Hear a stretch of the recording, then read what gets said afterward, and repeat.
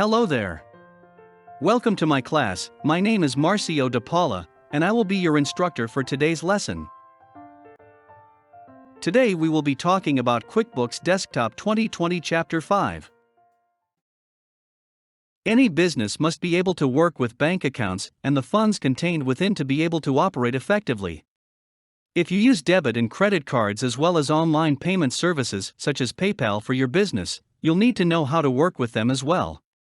In this chapter, you will deal with various financial operations in QuickBooks, from entering transactions to running reports about them.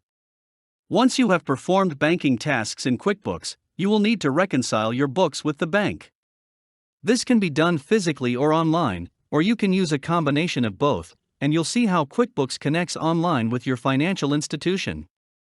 By the end of this chapter, you will be able to create a credit card account, transfer funds and make deposits, manage debit and credit card transactions, reconcile accounts, create banking reports, use online banking with QuickBooks. So, let's get started. You've been getting comfortable performing the primary vendor and customer transactions in QuickBooks for Parrots Paradise Resort.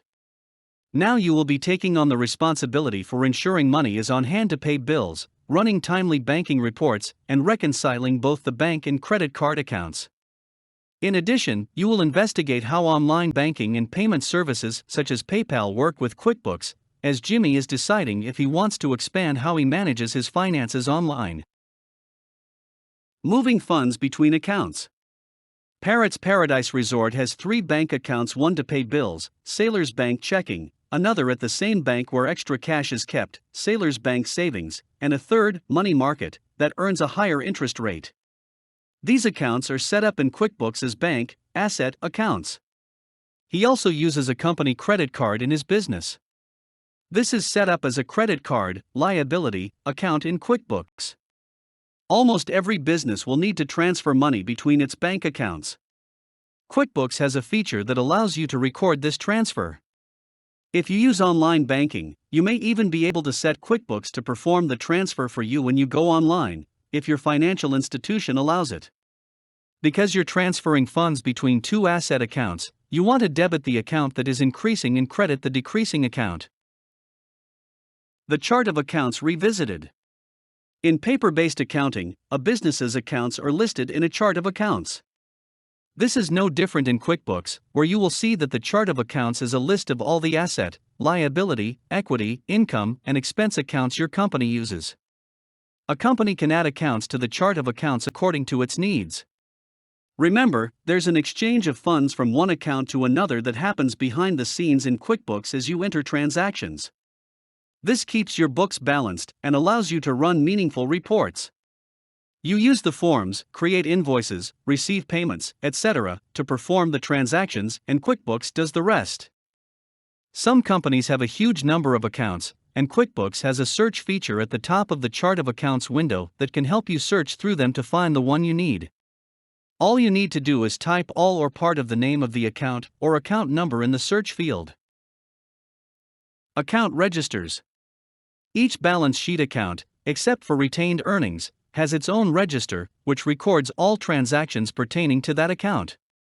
A QuickBooks register looks like the check register you may already keep for your personal checking account. The running balance automatically recalculates as you record each new transaction. QuickBooks responds differently when you double-click listings in the chart of accounts, depending on the type of account. This checking account register image is the result of double-clicking the checking account. Double-clicking on a transaction takes you to the source of the transaction, similar to when you quick zoom on a report. Creating and editing accounts. As you know, you can add new accounts to the chart of accounts as needed. When you add an account, the QuickBooks account type must be specified. You can't delete an account that has been used, though you can make it inactive. Deposits. If you use the undeposited funds account when you receive funds through the receive payments and enter sales receipts windows, you'll need to take one more step to move the payment to your bank account. This is done through the Make Deposits window, which can also be used when you make a sale and don't need a sales receipt, or when you want to deposit a lump sum that will credit an income account and debit your bank account. Think of the undeposited funds account as a holding tank that stores all the funds you collect until you're ready to deposit to your bank. If you have payments sitting in your undeposited funds account, you can empty it, make a deposit, by clicking the Record Deposits task icon on the home page. This opens the Payments to Deposit window, where you can choose which payments to deposit. You can always close the Payments to Deposit window if you're not ready to deposit the payments, but still need to work with the Make Deposits window. Credit and debit card transactions. Credit cards give business owners an easy way to track expenses and manage cash flow. QuickBooks allows you to track credit card transactions just as you do checking and savings account transactions. In addition, you can set up as many credit card accounts as you need. If you occasionally use a personal credit card for business purposes, do not enter it in QuickBooks as a business credit card. Instead, create accounts only for business credit cards. Credit card transactions are classified as either a charge, when you make a purchase, or a credit, when you make a return. As you will use the same form for both types, you need to choose the correct type when entering transactions. A credit card is a liability, so its normal balance is a credit. This means you credit the account when you make a purchase and debit the account when you make a payment. Debit card transactions. When you make a purchase or pay a bill with a debit card, funds are taken directly from your checking account, which is different from what occurs with credit card purchases. Use the Write Checks window to handle debit card transactions. And when you enter a transaction, use a code such as DB in the number field to indicate that it's a debit card transaction. If you use the Enter Pay Bills windows in QuickBooks, you can continue to use them when working with debit card purchases instead of the Write Checks window. This means if you enter a bill in QuickBooks and then choose a debit card to pay it, you enter that payment through the Pay Bills window, otherwise, the expenses will be overstated, and the bill will be left in accounts payable. Other transactions that affect the checking account. In addition to debit card transactions, you'll likely have other transactions that draw funds from a checking account. For instance, ATM cards and online services such as PayPal can withdraw funds directly from your bank account. All these transactions will be entered using the Write Checks window. You need to create common codes for the number field to record each type, for example, ATM for an ATM card transaction and PP for a PayPal payment. Use whatever codes you like, take care to use a different code for each type of transaction and stick with it. Don't forget, consistency matters. Paying a bill with a credit card. You can pay a bill with a credit card. If you entered the bill in the Enter Bills window, you'd use the Pay Bills window to pay it by credit card. Otherwise, use the Enter Credit Card Charges window to pay the bill, much as you would use the Write Checks window if you were paying by check and didn't use the Enter Bills window. Remember, if you're using the accrual basis of accounting, you must use the Enter Bills Pay Bills windows. If you use a credit card to pay a bill you entered through the Enter Bills window, you must use the Pay Bills window when you pay it. If you use the Write Checks or Enter Credit Card Charges windows, expenses and accounts payable will be overstated. Alternative types of bank accounts. For most businesses, the days are gone when they only use cash, checks, debit, and credit cards. Now mobile payment services, such as PayPal and Zelle, provide new ways to accept and disburse funds, which you need to be able to enter in QuickBooks. Many mobile payment services hold funds in a separate account for you. You can then use the funds to pay for products and services, or they can be deposited in your bank account. You will need to set up these holding accounts like bank accounts in QuickBooks. The PayPal account is treated as a bank account in QuickBooks to use the bank account forms with PayPal transactions. To enter a lump amount for sales collected via PayPal, you can use the Make Deposits window. You don't have to specify a customer, this window allows you to choose just the affected income account. Conversely, suppose you wish to track individual customer information for these transactions. In that case, you can either use the Enter Sales Receipts window, or split the individual transactions by a customer in the Make Deposits window. When you use your PayPal balance to make a purchase, you enter the transaction through the Write Checks window or in the account register. So make sure to choose PayPal as the bank account, not your checking account, when you're spending from your PayPal balance. Conversely, if you use PayPal and it draws directly from your checking account, you would not record the transaction in the PayPal account but rather in your checking account. Just as you use the Transfer Funds window to transfer funds between your checking and savings accounts, you will use the same method to transfer funds between your PayPal and checking accounts. First, of course, you must initiate the transfer from PayPal. This section looks at how to record the transfer in QuickBooks after it has occurred. Dealing with bounced checks. Unfortunately, almost all business owners must deal with customers whose checks are returned for non-sufficient funds at some time or another. These return checks are also called bounced checks. If you've invoiced a customer and used the Receive Payments window, you can easily use the Record Bounced Check feature in the Receive Payments window to deal with a return check. QuickBooks will create a new invoice that includes the fee you want to charge the customer, and the original invoice will be marked unpaid. You can then send the customer the new invoice along with either a statement or the original invoice. Reconciling accounts. An important task is to ensure that your QuickBooks records match those of your bank. The process of matching transactions to your bank statement is called reconciliation. There needs to be extra attention paid to details when performing a reconciliation. The bank statement each month you will receive a statement from the bank that shows all transactions that have cleared your account. The statement will also show any deposits or withdrawals the bank has entered, such as interest earned or a service fee, that you will need to account for in QuickBooks.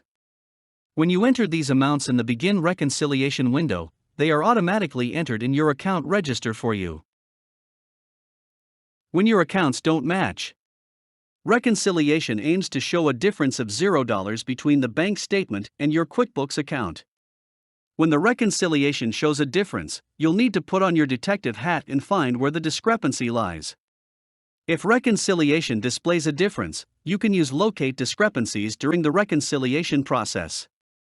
You can also run a reconciliation discrepancy report that lists transactions affecting the reconciliation balance. The types of transactions that can affect the balance are: deleted transactions, a change to a previously cleared amount, transactions that were manually uncleared in the register, transactions for which the date was changed to a different statement period. After you've cleared transactions through the reconciliation process, do not change them. Changes may alter your starting balance for the following reconciliation. If this does happen, run the reconciliation discrepancy report to find the problem. If you finish your reconciliation without balancing, consider the following suggestions. Look for a transaction with the same amount as the difference and ensure whether or not it should be cleared. Determine whether you are missing a deposit or a payment by looking at the totals of each on the bank statement and the QuickBooks reconciliation window. Compare the number of transactions on the bank statement to the number of cleared transactions in QuickBooks. Verify the individual amount of each transaction on the bank statement and compare it to the amounts you have in QuickBooks. Determine whether it is a bank error. The bank may have recorded a transaction for the wrong amount, for example. If it is a bank error, you can create an adjustment transaction in QuickBooks, notify the bank, and reverse the adjustment transaction after the bank corrects the error. Run a reconciliation discrepancy report to see whether any changes were made to previously cleared transactions. If so, undo the last reconciliation and redo it. You can reconcile your credit cards the same way you reconcile your bank account. Choose a credit card account instead. Another way to access the reconciliation task is through the chart of accounts. After you've reconciled the credit card, you have the option to pay any amount due. You can either write a check or enter a bill for the payment. QuickBooks takes the balance due on the credit card and fills it into either the Enter Bills or the Write Checks window. If you don't plan to pay the entire amount owed, you can change the amount manually. You will reconcile the credit card in the Tackle the Tasks section of this chapter. Importing banking transactions into QuickBooks. There are two methods of bringing in transactions from a bank. One is manual, and the other uses the automated Bank Feeds feature, Direct Connect.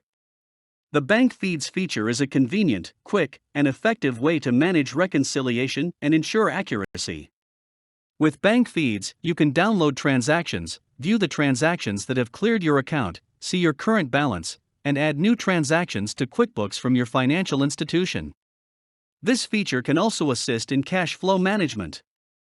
You will need to check with your financial institution to determine which services are offered, or if any are offered at all. For example, although there is no fee to use bank feeds in QuickBooks, your financial institution may charge a fee for the automated service. If you choose to do a manual download of transactions, you can do so through bank feeds, QuickBooks Online browser, or any browser, and the downloaded file can be imported into QuickBooks. However, not all banks may offer this feature.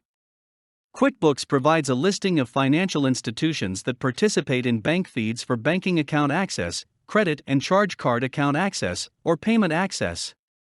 Regardless of which method you use to bring your transactions into QuickBooks, you will first have to activate your banking, credit card, or another account for online service through your financial institution. Bank feeds exclusivity means if you work on your company file with others, only one person at a time can use bank feeds. The person who will be performing bank feed tasks must acquire exclusive use. This applies if you are working in multi-user mode only. You can choose how to work with your banking transactions through bank feeds, as there are two modes. Mode 1 Express. In this mode, you work within the transactions list window to match and add transactions. Renaming rules are created for you automatically, and Mode 2 Classic. This version is the mode used in QuickBooks 2013 and earlier versions. Here, you work within account registers to match and add transactions, and you work with aliases to match names. When you use bank feeds, you must reconcile your accounts in the same way as you learned earlier in this chapter.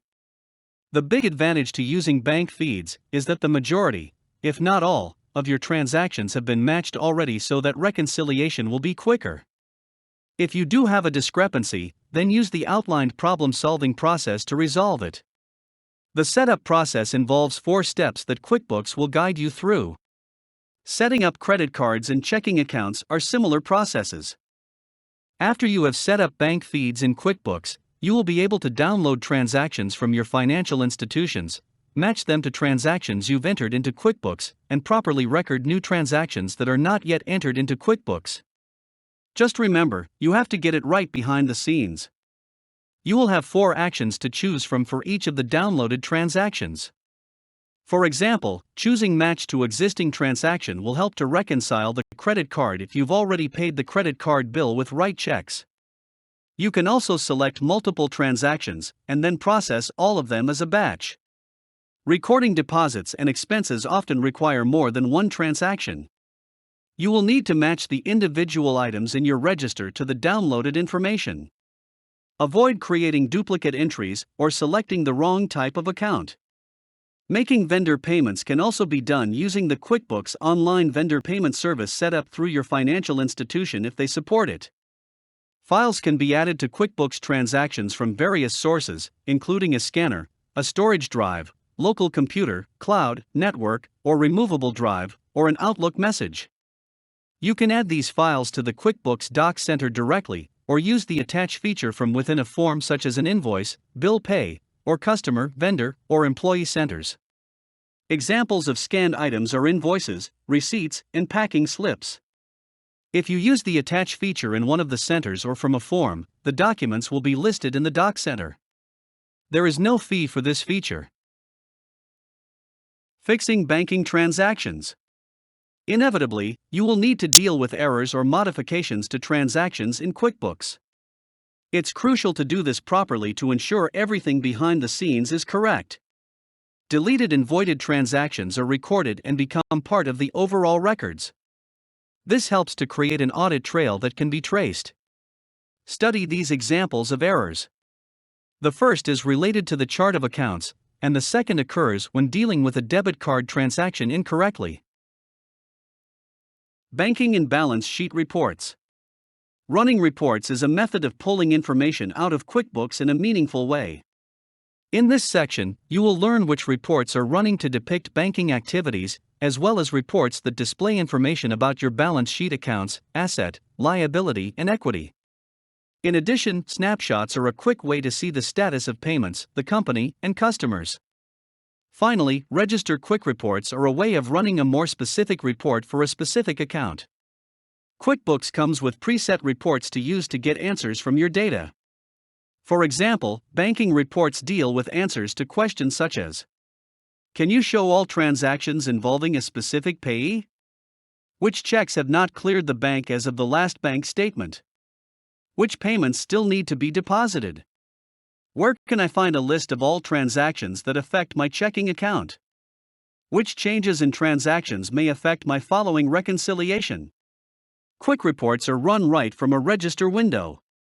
From within a register, once you select a transaction and click the Quick Report button, you will receive a report that shows all transactions for the payee, vendor, or customer for the selected transaction.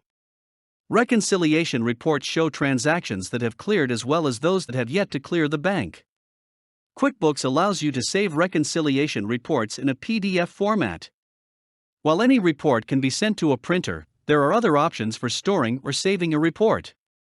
Email: QuickBooks can convert the report to PDF.